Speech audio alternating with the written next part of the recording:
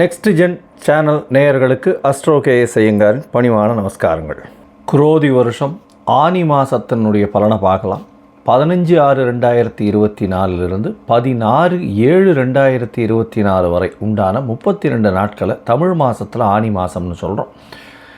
இது இந்த வருஷமான குரோதி வருஷத்தில் வரக்கூடிய 3வது மாதம். சித்திரை, வைகாசி, ஆனி 3வது மாதம். இந்த மாதத்தில் பார்த்தாலேயானால் பொதுவாகவே மாத கிரகங்கள்னு சொல்லக்கூடிய சூரியன், புதன், செவ்வாய் மற்றும் சுக்கிரன் இந்த 4 கிரகங்களினுடைய பெயர்ச்சிகளை வச்சு சொல்லக்கூடியது. சூரிய பகவான் ஒரு ராசியிலிருந்து அடுத்த ராசிக்கு போகக்கூடியதை நம்ம மாதம் பிறக்கிறத சொல்கிறோம். அது சௌரமானம் என்ற ஒரு வகையில் நம்ம கொண்டாடுறோம். இந்த மாதம் சூரிய பகவான் மிதுனத்தில் வரார். அது ஒரு விசேஷம். மிதுனத்தில் வரக்கூடிய காலகட்டம். அதனால் இது ஆனி மாதம் அப்படின்னு சொல்லக்கூடியது. இந்த மாதத்தில் மேஷம் முதல் மீனம் வரை எப்படி இருக்குன்னு பார்க்கலாம். முதல்ல இந்த மாதத்தினுடைய கோல்சாரம் என்ன அப்படின்றதையும் பார்க்கலாம்.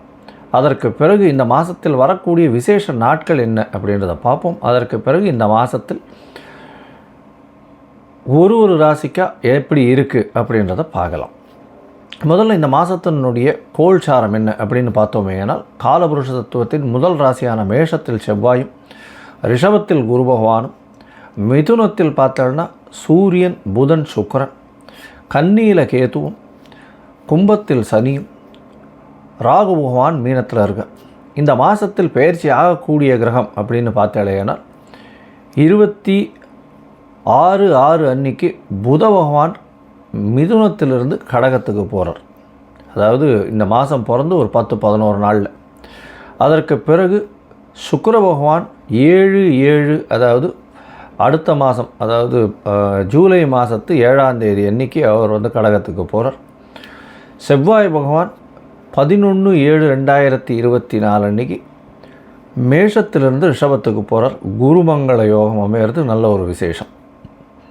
இந்த மாதத்தில் வரக்கூடிய கோல்சாரம்னு சொல்லக்கூடியது மாத கிரகங்களோடது இதுதான். இந்த மாதத்தில் என்னென்ன விசேஷங்கள் அப்படின்னு பார்த்தாலேயானால், 21/6/2024 அன்றைக்கி ஆணி கேட்டை. அது ஜேஷ்டாபிஷேகம் ஸ்ரீரங்கத்தில் ரொம்பவும் விசேஷமான ஒரு விஷயம். அதற்கு பிறகு 2/7/2024 அன்றைக்கி பார்த்தேன்னா கூர்ம ஜெயந்தி. அதாவது ஆனி மாதத்தில் வரக்கூடிய கிருத்திகை நட்சத்திரத்தை கூர்ம ஜெயந்தின்னு கொண்டாடுறோம். கூர்ம ஜெயந்தி கூர்மாவதாரம் எடுத்து பெருமாள் பூமியை மீட்டெடுத்ததாக ஒரு இது இருக்குது, வரலாறு இருக்குது. அதனால் கூர்ம ஜெயந்தி. இந்த மாதத்தில் ஆனி அமாவாசை 5/7/2024 வருது. 12/7/2024 அன்றைக்கி ஆனி உத்திரம். இது பார்த்தோம்னா நடராஜருக்கு அபிஷேகம் செய்யக்கூடிய நாள். அதாவது ஒரு வருஷத்துக்கே 5-6 நாள் பண்ணக்கூடியதில் இதுவும் ஒரு நாள். அதாவது இந்த அபிஷேகத்தை பார்த்தோம்னா திருவெண்காடுன்ற ஊரில் ரொம்பவும் விசேஷமான விஷயமாக கொண்டாடப்படுகிறது. 11/7 அன்றைக்கி பார்த்தோம்னா 46வது வட்டம் அழகிய சிங்கரனுடைய திருநட்சத்திரம் வருது. இதெல்லாம் இந்த மாதத்தில் வரக்கூடிய முக்கியமான நாட்களாக சொல்லக்கூடியது. இந்த மாதத்தில் பார்த்தாலேயானால் ஆனி மாதம் சூரிய பகவான் மிதுனத்தில் இருக்கிறது விசேஷம். தன்னுடைய நட்பு வீடு புத பகவானோட சேர்ந்து இருக்கிறது விசேஷம். சுக்கிரனோடு சேர்ந்து இருக்கிறதும் ரொம்பவும் விசேஷம். இந்த மாதத்தில் மேஷம் முதல் மீனம் வரை எப்படி இருக்குன்றதை ஒன்றா பார்க்கலாம். அதற்கு முன்னாடி என்னுடைய மொபைல் நம்பர் கீழே ஸ்க்ராலிங்கில் போயின்னு இருக்கும். உங்களுக்கு அஸ்ட்ராலாஜிக்கல் கன்சல்ட் தேவைப்பட்டதுன்னா எனக்கு ஃபோன் பண்ணுங்க.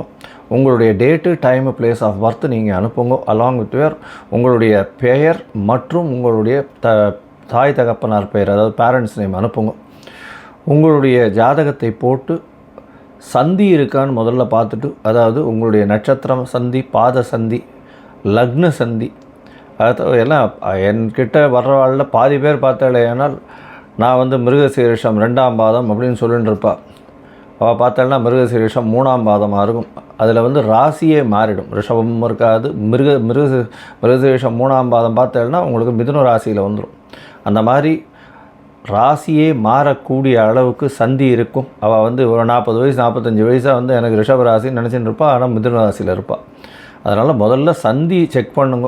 உங்களுடைய ராசி என்னன்றதை செக் பண்ணுங்க. லக்ன சந்தி இருக்கான்றதை பாருங்க. ராசி சந்தி இருக்கான்னு பாருங்க. லக்னம் எந்த நட்சத்திர பாதத்தில் விடுறதுன்னு பார்க்கணும். உங்களுடைய தசாபுக்தி அந்தரம் சூக்ஷ்மம்லாம் எப்படி இருக்குன்றதை பார்க்கணும்.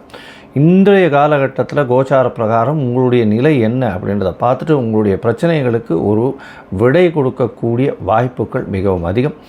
அதன் மூலியமாக பார்த்தேன்னா என்னால் முடிஞ்ச அளவுக்கு உங்களுக்கு உண்டான ஒரு ஈஸியர் சொல்யூஷன் கொடுக்க முடியும்.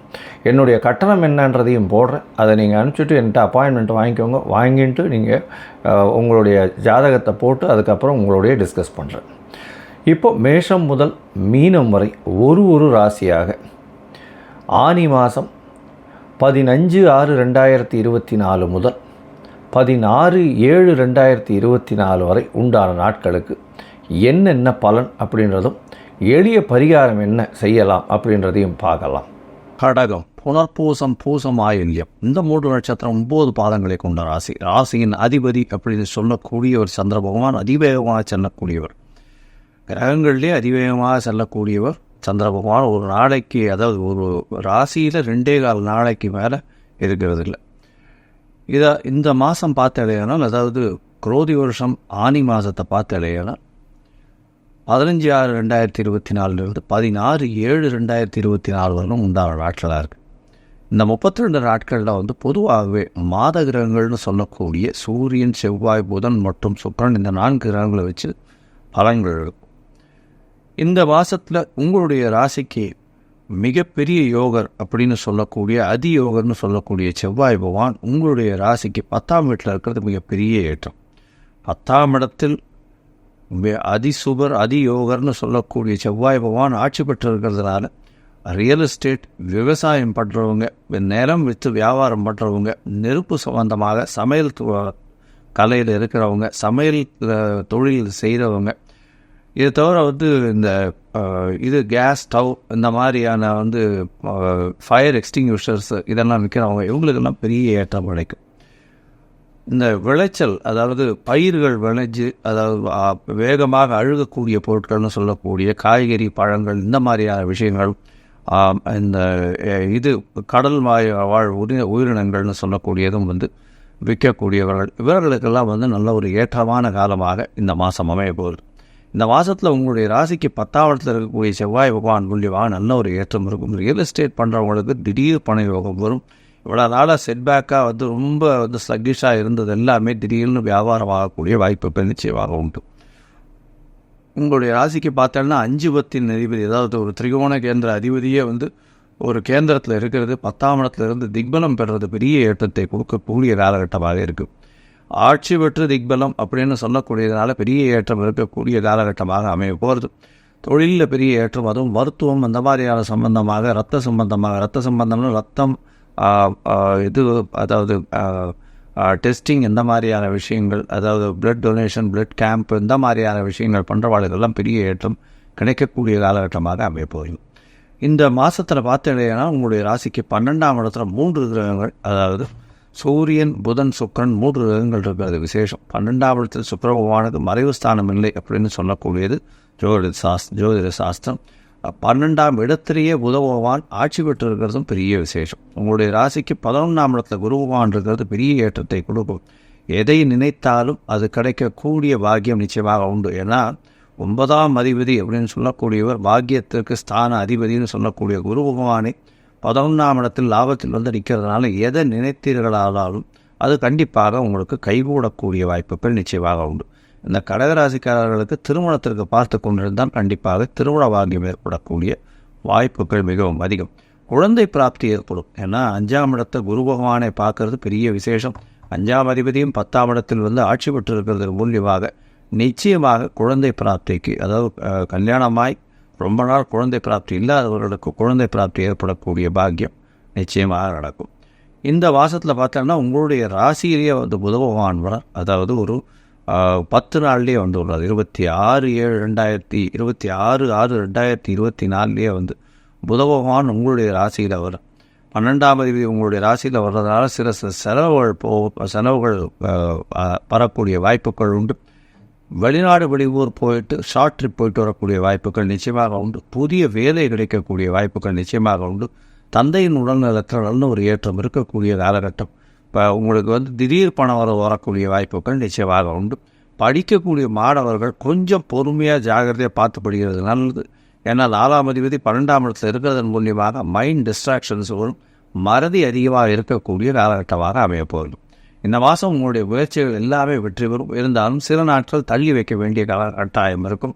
இந்த தள்ளி வைக்க வேண்டிய நாட்கள்னு சொல்லக்கூடிய சந்திராஷ்டம நாட்கள். இந்த சந்திராஷ்டம நாட்கள் என்னென்னைக்கு வருது அப்படின்னா, கடகராசிக்கு 26/6/2024 28/6/2024 வரை உண்டான நாட்கள் சந்திராஷ்டம நாட்கள். இந்த காலகட்டத்தில் புதிய முயற்சி வேண்டாம், வெளியூர் வடிவான பிரயாணம் வேண்டாம்னு சொல்கிறோம். ஒருவேளை நீங்கள் பண்ண வேண்டிய கட்டாயம் இருந்ததுன்னா, அருகில் இருக்கக்கூடிய கோசாலையில் போய் இந்த அதாவது அகத்திக்கீரை கொண்டு போய் கொடுத்துட்டு வாங்க பசுவுக்கு. அதன் மூலியமாக சந்திராஷ்டமத்தின் தாக்கம் குறையும்.